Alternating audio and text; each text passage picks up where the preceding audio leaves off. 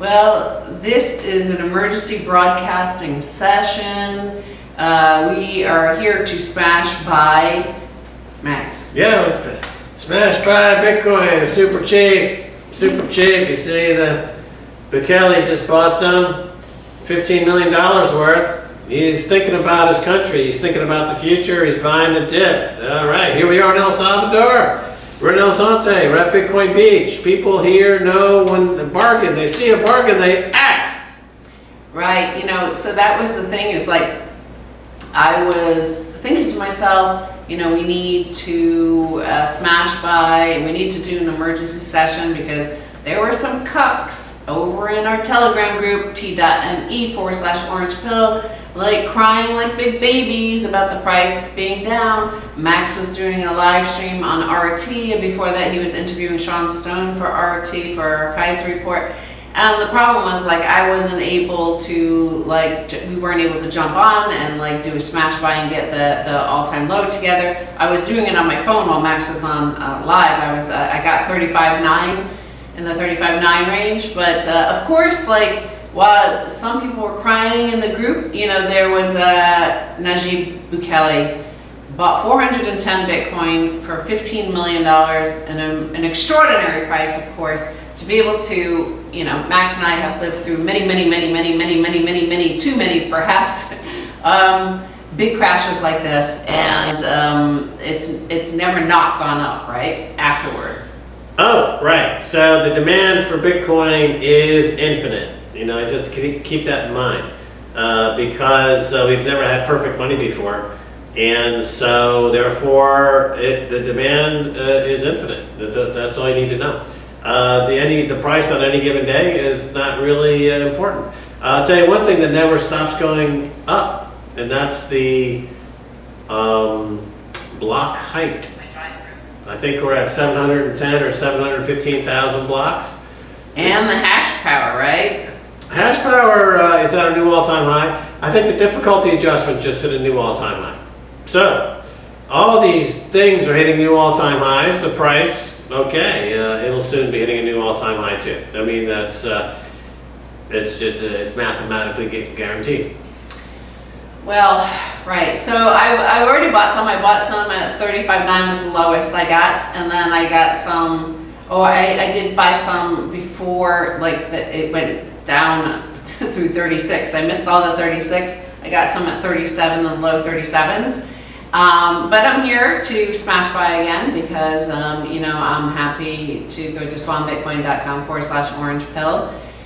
People are, of course, also buying the Book of Max, and during these times when some people get panicked, I don't know why, I panic buy, if anything. That's the only thing I panic about when the prices are down over 12%. When I see the prices of Bitcoin down over 12%, I smash buy wherever I can. And the only thing I'm hoping is that there's enough fiat left in my bank account to cover these transfers. When they hit my bank account, I'll have to go online later and make sure I'm not about to be booted off my bank account. Yeah. Let's smash buy together. Yeah, let's do it. Hey, you mentioned the Book of Max there. If you ever find yourself in doubt, you can page through the Book of Max, and it will give you spiritual solace, or a spiritual boost, a spiritual jolt, a spiritual jolt, and that's what it's there for. You read the Book of Max, and it resets your brain and aligns it toward infinite demand and Bitcoin. And so that's what it's there for. So you can get yourself a copy, available now at various outlets. The Book of Max. Buy a copy, bring it to Miami, the Bitcoin conference in Miami, and I can sign it, I suppose, for you if you're interested in that. That would be fine. Right, so it's continuing to fall right now. It's at 35.8 over here. I'm using the Cash App because my swanbitcoin.com/orange pill, which would give me a better rate, of course, a better rate and a smaller fee. It's over there. This is an emergency broadcast, and we rigged up a set very fast to do this. Right now, it's saying it's 35.75. So I don't like to catch a fall falling knife, but I'm gonna wait for it to kind of balance a little bit, or at least stop falling, because before I smash by my next order.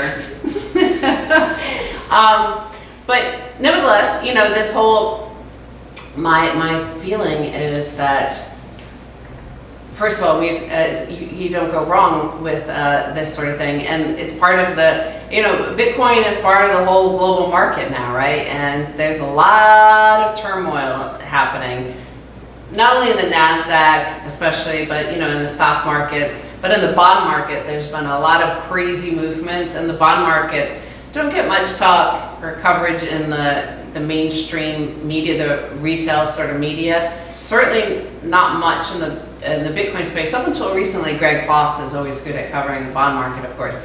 But there's, you know, there's some wild movements there, and I think, you know, I think this Jeremy Grantham's theory could be right, that we're in for like a major crash of 2008 sort of proportions. What do you feel about that? Well, yeah, to put it into context of the broader markets around the world, you're right. There's a lot of market turmoil right now, and we're seeing wild sell-offs in various markets for sure. The VIX, you know, the volatility index was higher, you know, indicating there's more volatility. Jeremy Grantham came out with that thesis, almost 2 years ago, that he was looking for a 50% crash.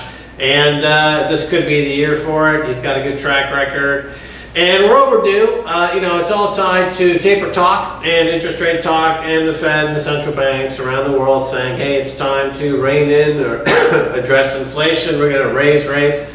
Of course, if markets crash hard enough, quickly enough, then it will avoid the need for them to raise rates, because in fact they will have to start lowering rates to bail everybody out again. Mm-hmm. So that's usually the what we've seen in the past, is that they talk about raising rates. It scares the market. There's huge sell-offs. There's a big sell-off, and then they never raise rates. In fact, they get more lax with the money supply. And then you have the cycle again where everything makes new all-time highs, because they just injected another 10, 15, 20 trillion of fiat money. So at the moment, they haven't raised rates. But markets are cratering, fearing that they might raise rates. Okay, so we've seen this story over the last 20 years. We've seen it probably 20 times. So will this be different? At the moment, my guess is that it will be the same script. They'll have a big crash next week, and then they'll be like, oh my God, we don't have to raise rates. As a matter of fact, we're going to lower rates. Yeah, well, of course, there's also the situation, the brewing situation between the U.S. and Russia. And in the midst of a declining popularity of a president with, okay, obviously, clearly, everybody's talking about, even the Democratic favoring media, that they're kind of questioning his, you know, cognitive abilities. And we're heading into midterms, and in that sort of situation with the collapsing stock market and all the bond market wild gyrations, then you have, you know, my theory is that Putin wants to retire in 2024. He's sick of being the leader, and wants to, however, before doing that, make sure, you know, those vast reserves, $600 billion worth of reserves in just one of the funds there in Russia now. You know, the last line in the sand, like the thing he wants to solidify is that NATO, he wants it in writing, he's demanding in writing that NATO won't expand to the Russian border. And, you know, the history of Russia, of course, it's understandable. They've been invaded by the Nazis, they've been invaded by the Napoleon, from exactly through there, right? Through the current territory of Belarus and Ukraine. And I think they just don't want the U.S. empire. Every empire tries it, right? They do that. They do Afghanistan. They do that region because of the theory of that as the heartland, the global heartland. Actually, that goes back 150 years. This theory. Well, it's a credit to Putin for being a world-class statesman that he is. That America feels emboldened enough to threaten an invasion of Russia as they are doing now. And because they know that Putin, being the statesman that he won't take that bait, and he'll seek a statesman-like solution. If it were somebody else in charge of Russia who was less of a statesman, who was more, half-cocked, like an Alec Baldwin, if Alec Baldwin